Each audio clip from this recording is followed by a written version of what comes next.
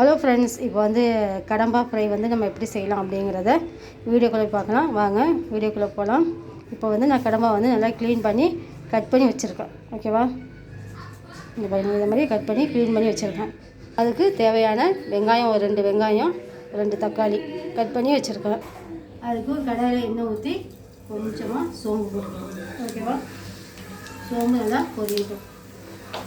இப்போ வந்து பொரிஞ்சிடுச்சு, சோம்பு பொரிஞ்சிடுச்சு. இப்போ வந்து நம்ம வெங்காயம் போட்டுக்கலாம். வெங்காயம் வந்து நல்லா வதங்கணும். அவ்வளோக்கு நம்ம வந்து சேர்த்துக்கலாம்.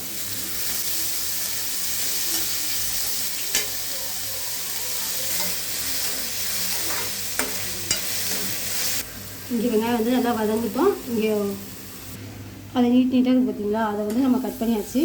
அது தலையும் வந்து நம்ம வேஸ்ட்டாக தூக்கி போடணும். அதையும் வந்து நம்ம வந்து சிசரில் வச்சு நல்லா சென்டரில் ஒரு கல் இருக்கும், அதை எடுத்துகிட்டு இது சின்னதாக வந்து கட் பண்ணி கொண்டு வரோம். இது வேஸ்ட்டாக போகணும்.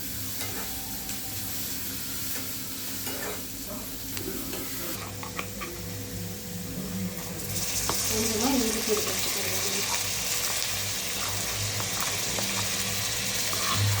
இப்போ இந்த வெங்காயம் நல்லா வதங்கிடுச்சு. அதிகமாக தக்காளி போட்டு நல்லா வேக வைக்கணும். தக்காளி நல்லா வெந்த பிறகு நம்ம வந்து இந்த கடம்பாவை போடணும். கொஞ்சம் அதுக்கு தேவையான உப்பு போட்டு வதக்கிக்கலாம்.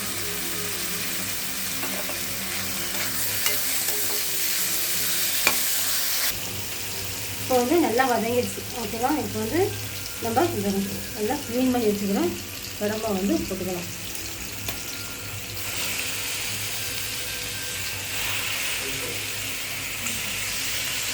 இது வந்து இதோட டேஸ்ட் வந்து இறா தொக்கு மாதிரி தான் இருக்கும்.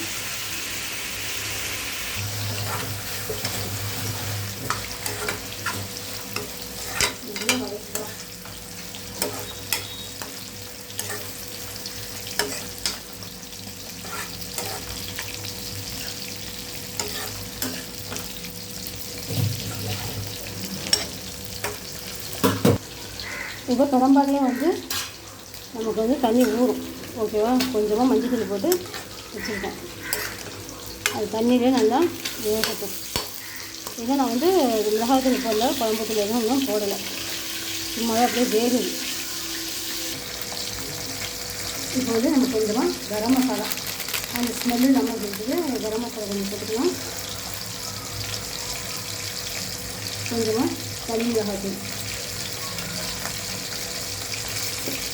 அது மாதிரி கொஞ்சமாக நம்ம குழம்பு தூள். அவ்வளோதான் ஃப்ரெண்ட்ஸ். நல்லா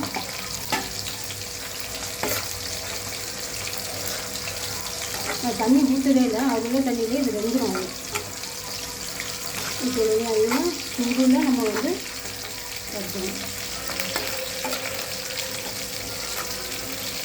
நம்ம வந்து ஒரு 5 நிமிஷம் மூடி வைக்கலாம்.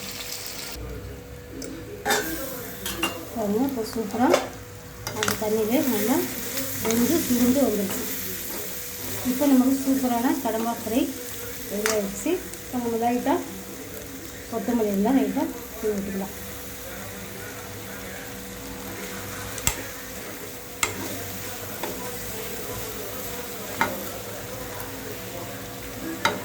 அவ்வளோதான் ஃப்ரெண்ட்ஸ்.